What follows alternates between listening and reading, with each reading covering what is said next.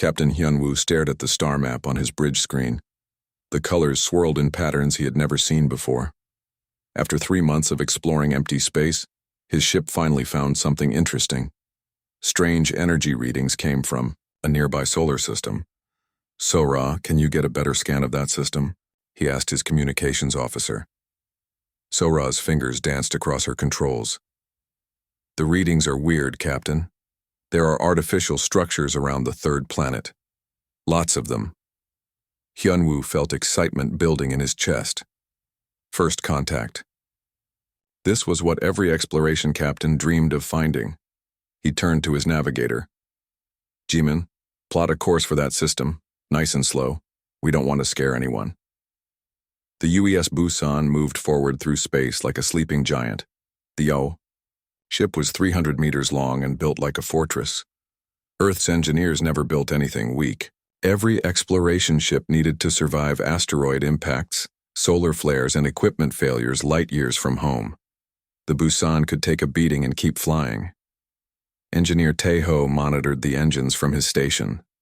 The fusion reactors hummed quietly, providing more power than most planets used. "All systems green, Captain. We're ready for anything." As they approached the system, more details became clear. Hundreds of ships moved between the planets. Some were massive, bigger than Earth's largest space stations. Cities floated in orbit around gas giants. This was not a young civilization. "Captain," Sora called out, "I'm getting transmission signals, lots of them. The computer is trying to decode their language." Hyunwoo nodded. "Keep working on it. We need to be able to talk to them." The Busan crossed into the outer edge of the system. Almost immediately, alarms started going off. "Contact," Jimin shouted. 20 ships heading our way. Fast." On the main screen, sleek alien vessels appeared. They had smooth hulls that gleamed, like polished metal. Energy weapons charged along their sides, glowing bright blue. "Are they trying to talk to us?" Hyunwoo asked. Sora shook her head. "No signals, Captain, but I'm reading massive energy buildup in their weapons." The first plasma bolt struck the Busan shields like lightning. The bridge shook slightly. More bolts followed, dozens of them. The shield generators worked hard to absorb the energy. "They're shooting at us," Taeho yelled from his station. "Shield strength holding at 98%. Hyunwoo couldn't believe it. The aliens were attacking without even trying to communicate. The plasma weapons hit again and again, but they barely dented Earth's military-grade shields. "Sora, broadcast on all frequencies. Tell them we're peaceful explorers." "I'm trying, Captain, but they're not responding. More ships coming in." The number of alien vessels grew to 50, then 100. They surrounded the Busan in a sphere of hostile ships. Their weapons fired constantly now, creating a light show that lit up space. "Captain," Taeho reported, "shields down to 95%. These weapons are weaker than our training simulations." Hyunwoo felt confused and angry. Why were they attacking? The Busan had done nothing wrong. They just wanted to make peaceful contact. "Sir," Jimin said quietly, "they're moving to surround us completely. If we don't do something soon, we'll be trapped." The captain looked at his crew. All of them were young and eager, sent out to explore and discover. None of them wanted to fight. But the aliens weren't giving them a choice. "Taeho, bring the point defense systems online. Jimin, find us a way out of here." "Point defense active," Taeho confirmed. "Railgun systems charging." The Busan's defensive weapons were designed to destroy asteroids and space debris. They fired metal slugs at incredible speeds, fast enough to punch through solid rock. Against the alien ships, they worked like a sword through paper. The first railgun shot hit an alien cruiser dead center. The metal slug, moving at 30,000 meters per second, went through the ship like it wasn't there. The cruiser exploded in a ball of fire and metal. The alien fleet paused for a moment, as if they couldn't believe what just happened. "Direct hit," Taeho reported. "Target destroyed." "I didn't want to fight," Hyunwoo said quietly. "But they won't let us leave." The aliens resumed their attack with even more fury. Plasma bolts rained down on the Busan from every direction. The human ship's point defense systems started working automatically. shooting down incoming missiles and fighter craft. What the aliens saw was terrifying. The human ship's weapons moved too fast to follow. Every shot destroyed a target. The defensive lasers meant to clear space junk sliced through their fighters like they were made of paper. "Captain," Sora called out, "I'm getting panic signals from their fleet. They're scared." "Scared of us?" Hyunwoo asked.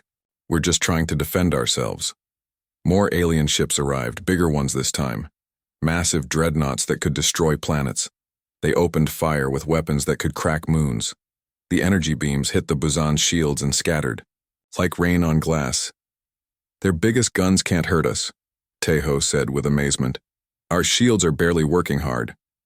The battle continued for 2 hours. The Busan's weapons, never designed for war, tore through the alien fleet.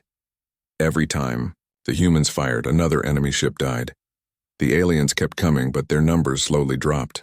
"Captain," G-Men reported, "I count over 80 alien ships destroyed, only about 20 left." Hyunwoo felt sick. They had killed thousands of aliens who attacked them for no reason. The remaining alien ships suddenly stopped firing and began to retreat. "They're running," Sora said. "All remaining ships are leaving the system." The space around the Busan was filled with debris from destroyed alien vessels. Pieces of metal and technology floated everywhere like a mechanical graveyard. "Taeho, damage report. Shields at 87%. Hull damage is minimal. All systems working normally." Hyunwoo stared at the destruction around his ship. They came here to explore and make friends. Instead, they had fought a battle and won against impossible odds. The aliens had attacked with over 100 ships and lost almost everything. "Sora, did you get any information about who they were?" "Some of their transmissions translated, Captain. They called themselves the Vextar Empire. They seemed to think we were invading their territory."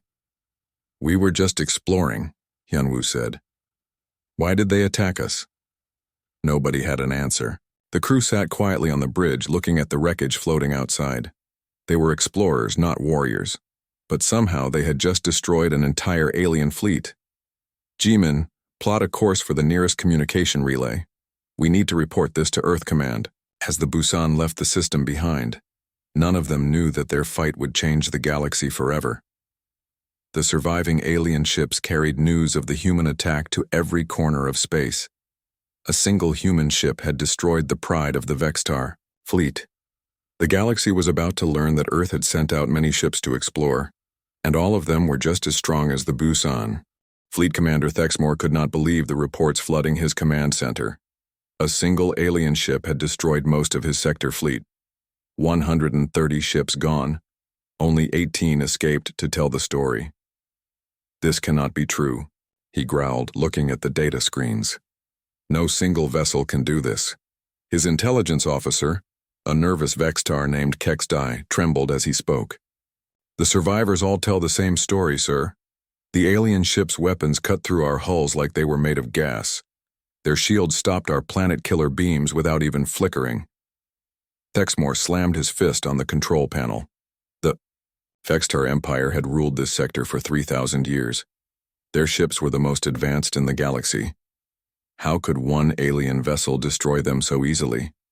"What do we know about these creatures?" he demanded. "Very little, sir. They call themselves humans.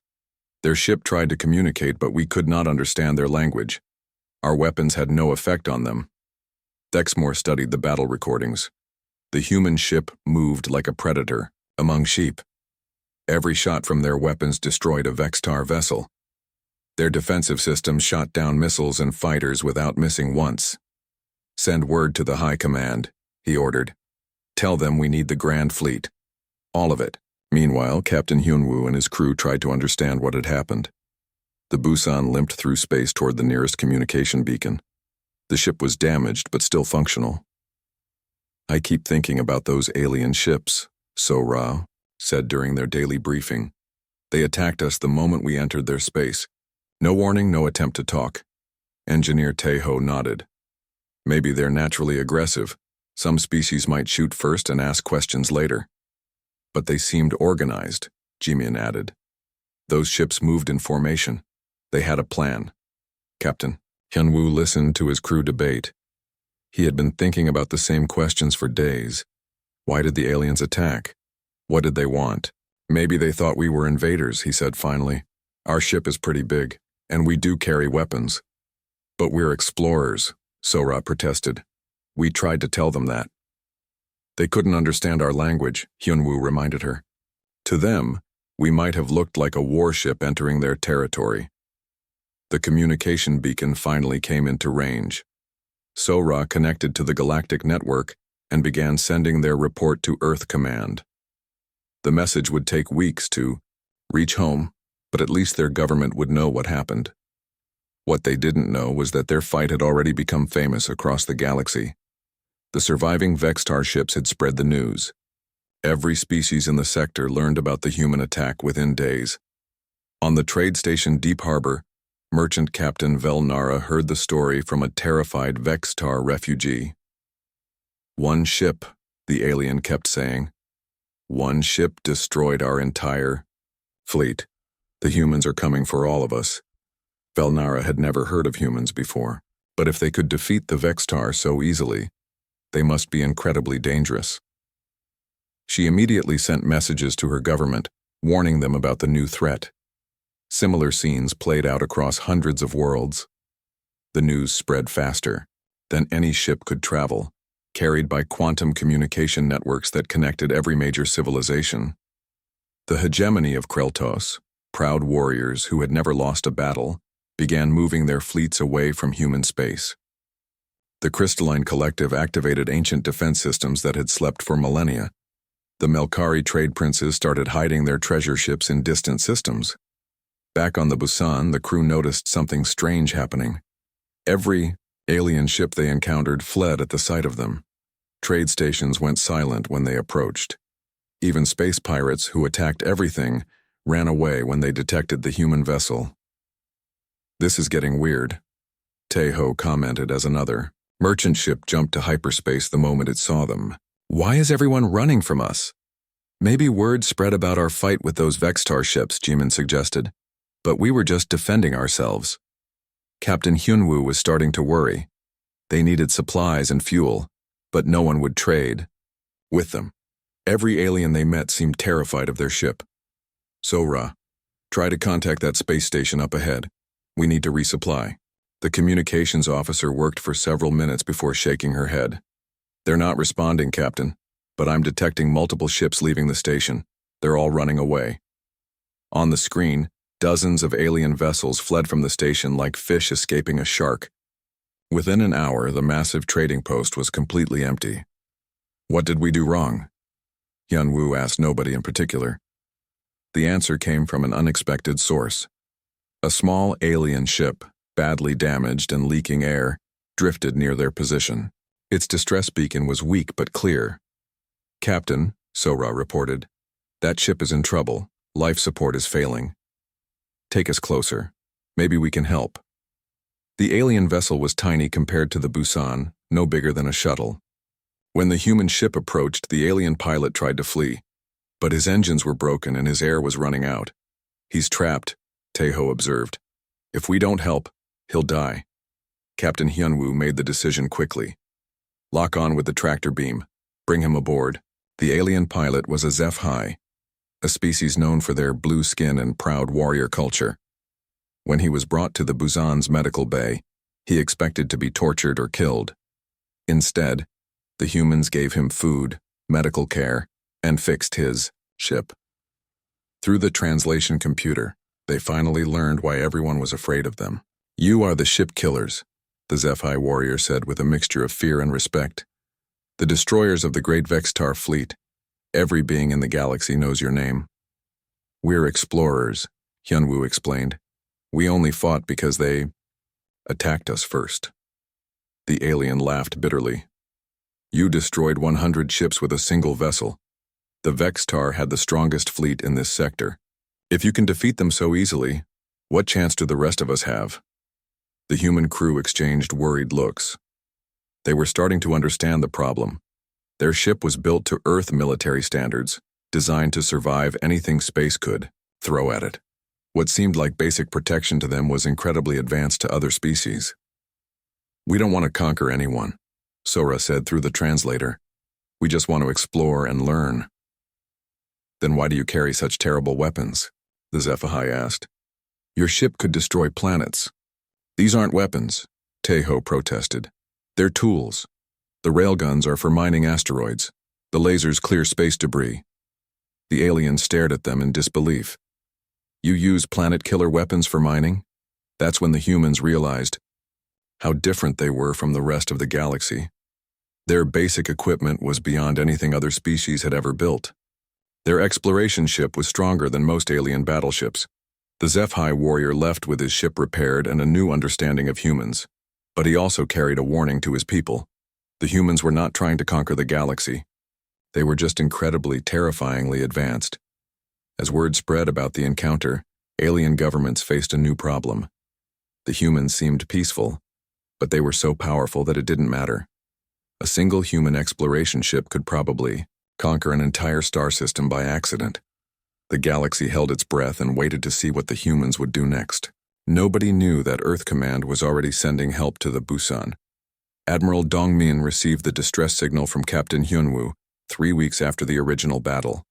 The message was brief but alarming. Attacked by hostile aliens. Heavy. Casualties on enemy side. Request immediate assistance. Within hours, 11 battle fleets were preparing to leave Earth. Each fleet was designed for a different purpose. Rescue operations, planetary assault, deep space patrol, and system defense. Together, they represented the full military might of humanity. The alien galaxy was about to discover that the Busan wasn't a warship at all. It was just an exploration vessel with standard defensive equipment. The real human military was coming, and they were not happy. Ambassador Jae-sung had been looking forward to his first diplomatic mission. Representing Earth at the Galactic Trade Consortium was supposed to be routine work. Make contact with alien civilizations, establish trade agreements, and learn about galactic culture. Instead, he found himself in the most important meeting in galactic history.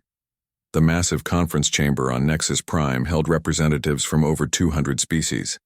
Jae-sung had expected curious questions about Earth and humanity. What he got was pure terror. The human fleet destroyed our sector defense force, declared Regent Velnox of the Vextar Empire. His voice shook with fear. One ship. 130 of our vessels gone. Murmurs of panic filled the chamber. Jae-sung stood up, confused. I'm sorry, but I think there's been a misunderstanding. Our ships are for exploration, not war. The entire assembly fell silent. 200 alien faces stared at him with expressions of disbelief and horror. You call that exploration? Demanded General Hextor of the Kreltos hegemony. Your vessel used weapons that ignore our strongest shields, planet-killer weapons that fire faster than light itself. Jae-sung felt lost. He had read the report from the UES Busan, but the aliens were describing something completely different. Captain Hyunwoo's ship only defended itself when attacked. The railguns are mining tools, not weapons. Mining tools? Hextor's voice rose to a shriek.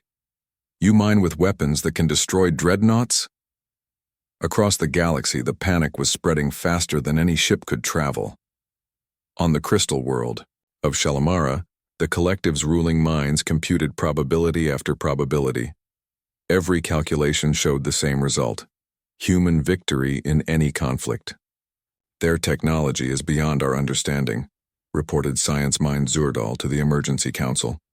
Our weapons cannot penetrate their shields. Their weapons ignore our armor. They have achieved what we thought was impossible. Warmind Kexhal studied the battle recordings for the 1,000th time. Notice how their ship moves. No wasted energy, no random patterns. Every action serves a purpose. This is not the work of primitives. Perhaps we should offer them alliance, suggested Trademind Velmar. Better to join them than face destruction. Similar conversations were happening on every major world. The proud HFY warrior poets, who had composed epic songs about glorious battles, suddenly found themselves writing verses about honorable surrender. The Melkari merchants, who controlled trade routes across 3 sectors, began calculating the cost of tribute payments to human overlords. On the industrial world of Forge Prime, Factory Lord Thexman received reports that made his metal hands shake. "Shut down the military production lines," he ordered his subordinates. "If the humans want our factories, better to give them willingly than have them taken by force." Intelligence Officer Minho of the Trade Consortium worked day and night to understand the human threat. His analysis department had been flooded with data from the Vextar battle. Every piece of information made the situation seem worse. "The energy signatures don't make sense," he told his assistant. "Their reactor output is off the charts, but the ship was only using a fraction of its power. It's like they were holding back." "Holding back?" his assistant whispered. "You mean they could have done worse?" Minho nodded grimly. "Much worse. Our best estimate is that their ship was operating at maybe 30% capacity. If they had used full power." He didn't finish the sentence. They both knew what it meant. The humans had destroyed an entire fleet while barely trying. Reports continued to pour in from across the galaxy. Human ships were appearing in multiple sectors, always alone, always peaceful. But every alien vessel that encountered them fled, in terror. Captain Yexstar of the merchant ship Silver Wind had been trading along the outer rim when he spotted a human vessel. His crew begged him to run, but curiosity made him stay. "They're not attacking," he reported to his government later. "The human ship just scanned us and moved on. But their weapons, I could see the gun ports. Each one could destroy my entire ship with a single shot." "Did they threaten you?" asked his commander. "They didn't need to. Just seeing their ship was threat enough." The psychological effect was devastating. The galaxy's major powers had built their empires on military strength. Suddenly, all their weapons seemed like toys compared to human technology. Emperor Zargoth of the Dominion studied intelligence reports in his private chamber. For 800 years, his empire had expanded through conquest and intimidation. Now a single human exploration ship had made his grand fleet obsolete. "How many ships do they have?" he asked his intelligence chief. "Unknown, Your Majesty. We've confirmed sightings of at least 12 different human vessels. All appear to be the same class as the ship that destroyed the Vextar fleet." Zargoth felt his empire crumbling around him. If humans had dozens of ships like the Busan, they could conquer the galaxy in months. "Send word to all our enemies. Offer them alliance. If the humans are coming, we need to stand together." The irony was not lost on anyone. Species that had been at war for centuries were suddenly signing peace treaties and mutual defense pacts. The human threat was so overwhelming that ancient enemies became allies overnight.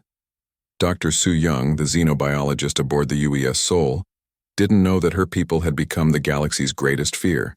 She was busy studying alien cultures and trying to understand their technology. Her reports to Earth Command painted a picture of a diverse but relatively primitive galactic civilization. Most species seem to be at roughly the same technological level, she wrote in her daily log. Their weapons are energy-based, mostly plasma and particle beams, effective against each other, but nothing we haven't seen before. Their ships are large but lightly armored.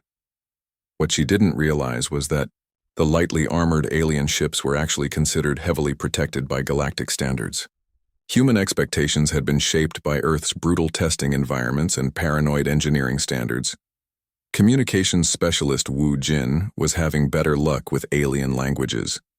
He had cracked several major linguistic families and was starting to understand alien transmissions. What he heard confused him. "Captain," he reported to his commanding officer, "the aliens are talking about surrender. They're discussing tribute payments and territorial concessions, but we haven't made any demands." "Maybe they're just being cautious," his captain replied. "We are strangers in their space." Wu Jin wasn't convinced. The alien transmissions sounded genuinely terrified. They were talking about humans like an unstoppable force of nature, not peaceful explorers. Back on Nexus Prime, Ambassador Jae-sung was struggling with the diplomatic crisis. Every species wanted to negotiate with humanity, but they all seemed to think Earth was planning to conquer the galaxy. "We just want to trade and learn," he explained to the assembly for the 100th time. "Earth has no interest in ruling other species." "Then why do you build such terrible weapons?" demanded Chancellor Mordak of the Spiral Alliance. "Your exploration. Ships carry enough firepower to sterilize planets." Jae-sung tried to explain Earth's perspective. Our ships need to be tough. Space is dangerous. Solar flares, asteroid impacts, equipment failures light years from home. We build everything to survive the worst possible conditions. The aliens stared at him in disbelief. Their ships were built for specific purposes and rarely left safe, controlled space lanes. The idea of sending vessels into the deep unknown, ready for any emergency, was completely foreign to them. You explore the void between stars? Asked Navigator Silway of the Far Wanderers. The empty dark where nothing lives? That's where we find new things, Jae Sung replied. New planets, new species, new phenomena to study. The revelation that humans regularly traveled through completely unexplored space added another layer to their mystique. Most galactic species stuck to known routes and established territories. The idea of venturing into the cosmic wilderness seemed insane. As the conference continued, Jae Sung slowly began to understand the magnitude of the misunderstanding. The galaxy saw humanity as an unstoppable military force bent on conquest. In reality, Earth had sent out exploration ships with standard safety equipment. But the misunderstanding was complete. Every human action was interpreted as preparation for war. Every peaceful gesture was seen as psychological warfare. The galaxy was surrendering to an enemy that didn't even know they were fighting a war. Admiral Dongmin stood on the bridge of the UEF Seoul and watched 11 fleets prepare for hyperspace jump. Around him, the largest military force in human history was getting ready to rescue one exploration ship. Each fleet had been designed for different missions. The Seoul led the first response fleet, built for emergency rescue operations. Captain Yoon-ji commanded the second fleet's heavy cruisers, designed for ship-to-ship combat. Captain Seung-ho's third fleet consisted of fast attack vessels meant for hit-and-run tactics. General Hae-jin's fourth fleet carried the Marine Expeditionary Force, ready to assault planets if necessary. The remaining 7 fleets included everything from deep space patrol vessels to orbital bombardment platforms. Together, they represented every type of warship Earth had ever built. All fleets report ready for jump, announced Navigation Officer Kim Yoo-jin. Hyperspace coordinates locked in. Admiral Dongmin nodded. Take us out. Maximum speed to the last known position of the Busan. The hyperspace jump was like stepping through a door into another universe. Space twisted around the massive fleet as 11 battle groups entered the void between dimensions. They would reach the outer spiral in 3 days, instead of the 3 months it had taken the Busan.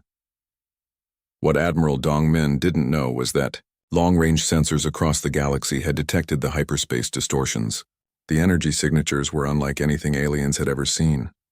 11 massive objects were traveling faster than thought possible, heading directly for the location of the human ship that had destroyed the Vextar fleet. On the monitoring station, Deepwatch sensor operator Koldar stared at his screens in disbelief. Sir, you need to see this. The energy readings are off the charts. Station Commander Velthox hurried to the sensor station. What he saw made his blood run cold. How many objects? 11, sir. Each one bigger than anything in our databases, and they're moving at impossible speeds. Velthox immediately sent word to fleet headquarters. Within hours, the news was spreading across every military network in the galaxy. The humans were coming in force. Admiral Dongmin reviewed the situation. Reports as his fleet traveled through hyperspace. The distress signal from Captain Hyunwoo had been brief but concerning. The Busan had been attacked without warning by hostile aliens. The crew was safe, but they needed immediate assistance. What do we know about these Vextar? He asked his intelligence officer. Limited information, sir. They appear to control several star systems in the outer spiral. Military-based empire, aggressive expansion policies. Their technology is roughly comparable to what Earth had 50 years ago. Admiral, Dongmin frowned. 50 years ago and they attacked one of our ships? The Busan is an exploration vessel, sir, lightly armed by our standards. The aliens might have thought it was an easy target. The Admiral shook his head. Lightly armed by human standards still meant enough firepower to level a city. Earth's exploration ships were built to handle anything they might encounter in deep space, including hostile aliens. Captain Yoon-ji studied tactical reports aboard her heavy cruiser Daegu.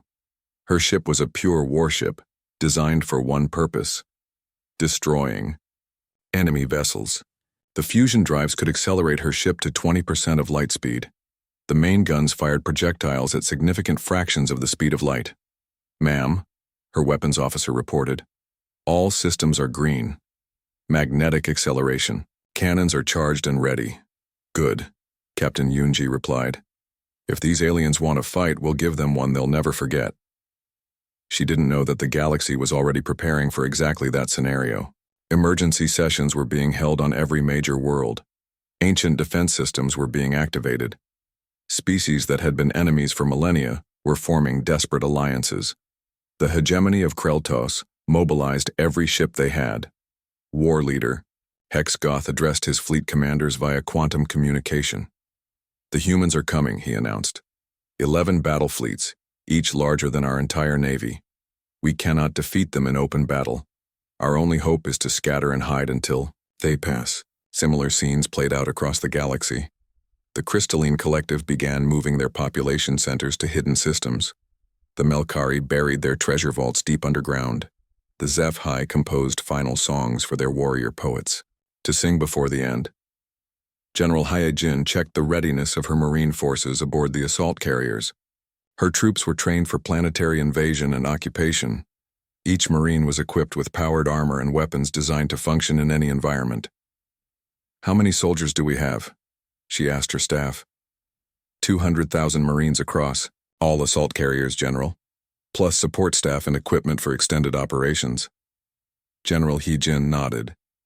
If the aliens had captured the Busan's crew, her marines would get them back, no matter how many alien soldiers stood in their way. Meanwhile, on the surviving Vextar ships, panic was reaching new levels. Scanner operator Muldar detected the approaching human fleets while they were still a day away. "Fleet commander," he reported to Thexmore. "Massive hyperspace signatures approaching our position. Energy readings indicate 11 separate fleets." Thexmore felt his heart stop beating. 11 fleets. The humans weren't just sending reinforcements, they were sending their entire military. "How long until they arrive?" 18 hours, sir." Thexmore stared at the tactical display. The human fleets were approaching in perfect formation, moving faster than any ship in the galaxy. Each fleet was larger than anything the Vextar had ever built. "Send word to High Command," he ordered. "Tell them to prepare for full-scale invasion. The humans are bringing everything they have." The message reached Vextar Central Command within minutes. Emperor Colthex read the report with growing horror. 11 human battle fleets were approaching their territory. Each one could probably destroy the entire Vextar Empire by itself. "Prepare the surrender documents," he told his advisors. "We cannot fight this."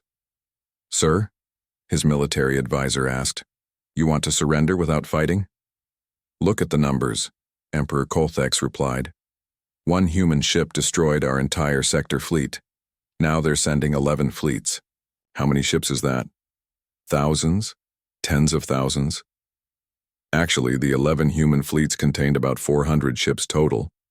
But to aliens who had never seen human military engineering, each ship seemed powerful enough to conquer a solar system. Admiral Dongmin was unaware of the panic his fleet was causing. He was focused on reaching the Busan and making sure Captain Hyunwoo's crew was safe. The rescue mission was standard procedure. When a human ship sent a distress signal, Earth responded with overwhelming force. "Admiral," Communications Officer Yujin reported, "we're receiving multiple alien transmissions. The computer is trying to translate them." "What are they saying?" "It's hard to be sure, sir, but they seem to be surrender offers." Admiral Dongmin looked confused. "Surrender offers? We haven't even arrived yet." "The translations might be wrong, sir, but several alien governments appear to be offering to submit to human authority." The Admiral shook his head. "That doesn't make sense. We're here to rescue the Busan, not conquer anyone." Captain Zhongho, commanding the fast attack squadron, was equally puzzled by the alien behavior. His ships had been designed for rapid strikes against enemy forces. Instead, every alien vessel they encountered fled at maximum speed. "Sir," his tactical officer reported, We're getting surrender broadcasts from multiple alien fleets. They're offering to withdraw from all contested territories." "What contested territories?" Captain Xiang Ho asked. "We just got here." The human fleets continued their approach to the last known position of the Busan. They had no idea that their arrival was being interpreted as the beginning of galactic conquest. To them, this was just a rescue mission with adequate backup. The aliens saw it very differently. 11 battle fleets, each equipped with weapons beyond their understanding, were approaching at impossible speeds. Every military expert in the galaxy agreed. Resistance was futile. By the time Admiral Dongmin's fleets dropped out of hyperspace, most of the outer spiral had already surrendered, not to any human demands, but to the simple fact of human existence. The rescue mission was about to become something much larger, whether the humans wanted it or not. Admiral Dongmin's fleet dropped out of hyperspace and immediately found themselves surrounded by chaos. Thousands of alien ships filled the space around them, but none were attacking. Instead, they all appeared to be waiting. "Sir," communications, Officer Yu Jin reported, "we're being hailed by over 200 different vessels. They're all requesting permission to surrender." "Surrender to what?" Admiral Dongmin asked. "We just got here." On the main screen, alien ships of every size and design floated in massive formations. Some were elegant and sleek, others looked like floating cities. All of them had their weapons powered down and their shields lowered. "Admiral," Captain Yunji called from her heavy cruiser, "I'm reading energy signatures from the Busan. They're alive and about 10,000 kilometers to our port side. Take us there," Admiral Dongmin ordered, "and someone figure out why all these aliens want to surrender." The massive human fleet moved through the alien formations like a shark through a school of fish. Everywhere they passed, alien ships moved aside with careful respect. Some even turned their bellies toward the human vessels in what appeared to be submission displays. Captain Hyunwoo was amazed to see 11 Earth fleets arrive to rescue his single ship. Through the viewports of the Busan, he could see warships that made his exploration vessel look like a toy boat. "That's the Soul," Navigator Jimin said with awe, "Admiral Dongmin's flagship. And look at those heavy cruisers. Each one could probably destroy a planet." Engineer Tae-ho whistled softly. "They sent the entire fleet to rescue us? We only lost a fight with some local pirates." Communications. Officer Sora was monitoring alien transmissions. "Captain, the aliens are calling our rescue fleet an invasion force. They think Earth is here to conquer the galaxy." Captain Hyunwoo felt a chill run down his spine. "Get me a channel to Admiral Dongmin. We need to clear this up fast." The connection was established within minutes. Admiral Dongmin appeared on the Busan's main screen, looking concerned and slightly confused. "Captain Hyunwoo, are you and your crew safe?" "We're fine, Admiral. But there's been a massive misunderstanding. The aliens think we're here to invade them." Admiral Dongmin looked around his bridge at the thousands of alien ships surrounding his fleet. "I can see that.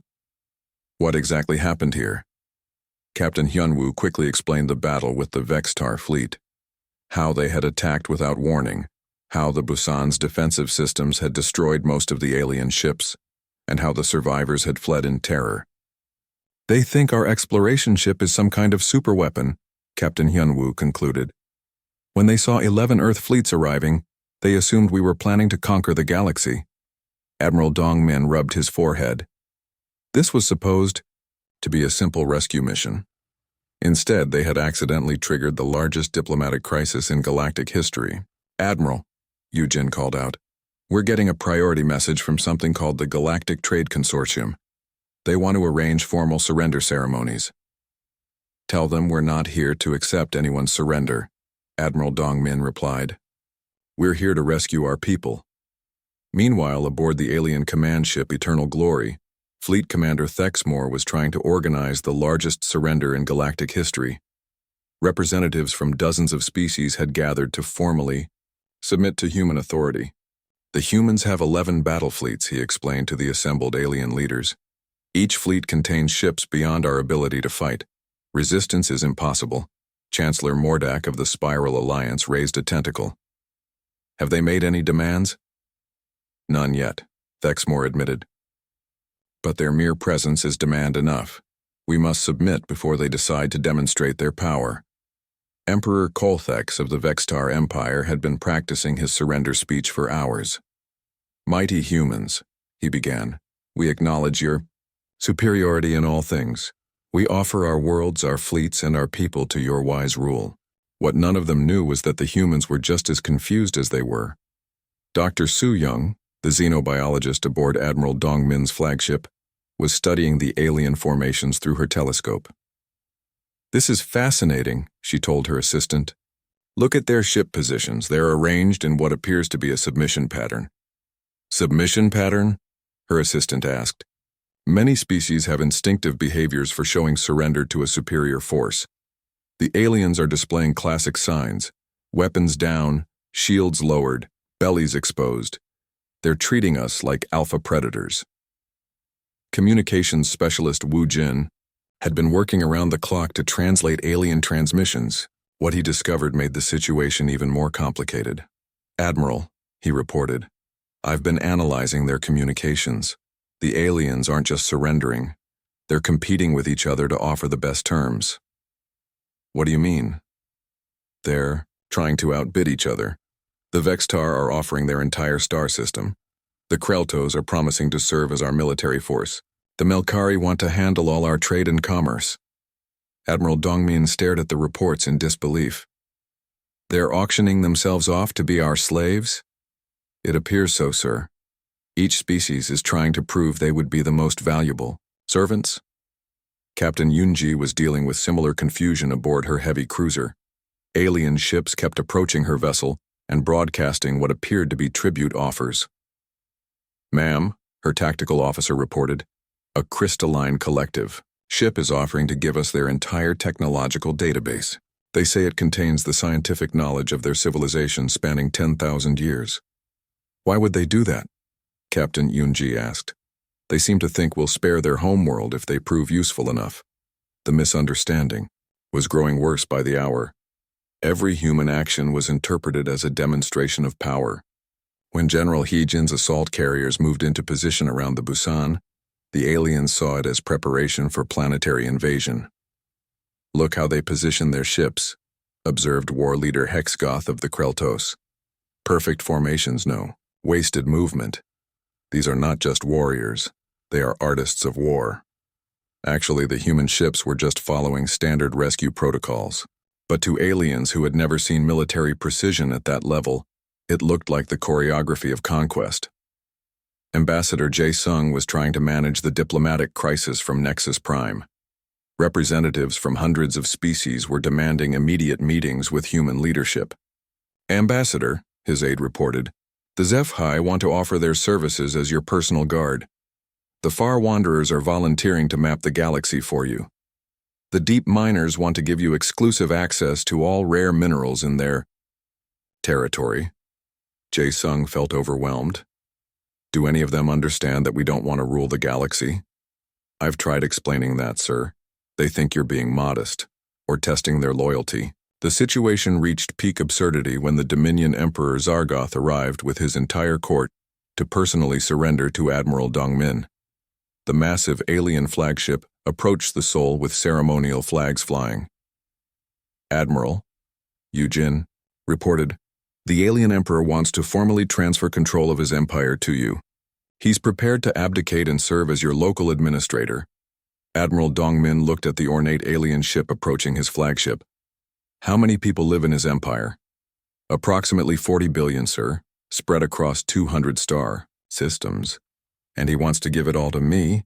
He says it would be an honor to serve the glorious human federation. Admiral Dongmin realized they needed to take dramatic action to stop the misunderstanding from getting worse. Set up a meeting with all the alien leaders. We need to explain what really happened here. Sir, Yujin said carefully, they might interpret a meeting as you accepting their surrender. Then what do you suggest? Dr. Su Young stepped forward. Admiral, I think I understand what's happening. This is a cascade effect. One species surrendered out of fear, which convinced others that surrender was the smart choice. Now they're all competing to be the best servants. How do we stop it? We need to show them that we're not conquerors.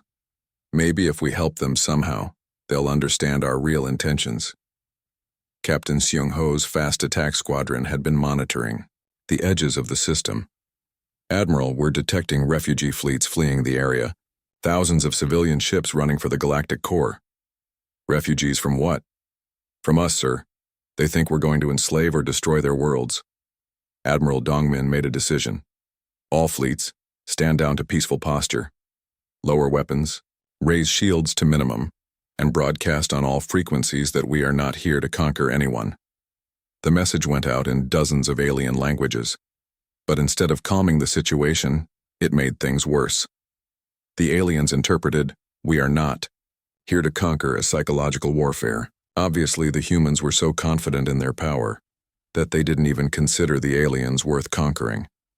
The galaxy's greatest powers continued their desperate competition to become humanity's favored servants, while the humans tried frantically to convince them that they didn't want servants at all. The rescue mission had become a galactic farce, and nobody knew how to make it stop.